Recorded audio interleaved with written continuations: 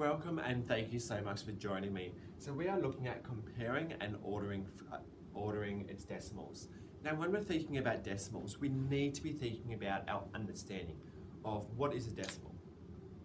It's a connection with fractions, and we are talking about parts of something. So it's more like I would like you to think of a number line as a chocolate bar, and we're cutting it into smaller pieces.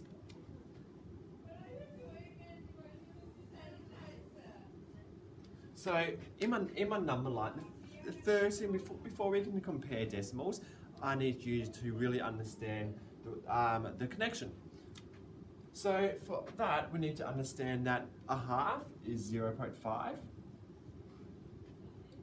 Because of just the first part of a decimal is tenths, and that means we're cutting our number line into 10 pieces because we're going from 0 all the way through to 1.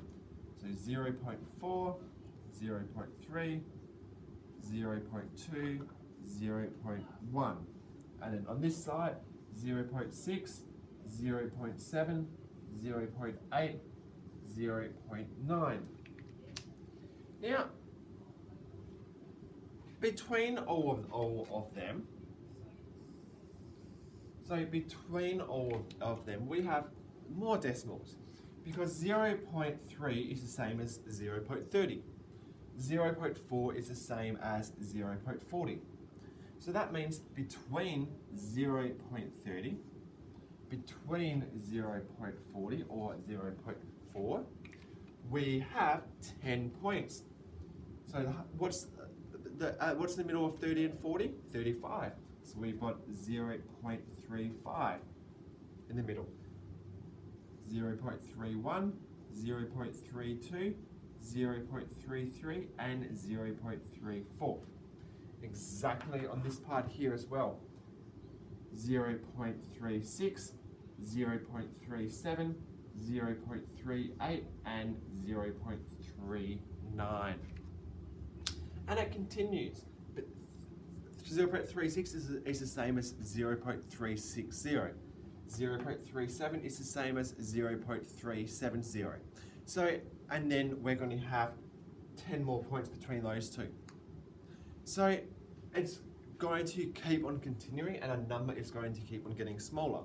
So when we are comparing, if I've got 0.23 and 0.137. A common mistake that people do is that they think, oh, 137, that's bigger. But they're not actually thinking about the numbers. So if we're actually thinking about the numbers, 0.1, just look at the tens, I know straight away 0.1 is going to be between here because it's 0.13. So it's somewhere in the middle of 0.1 and 0.2. Whereas if I look at 0.23, I know tenths, 0.23 is in this gap here. So that shows me that 0.23 is bigger.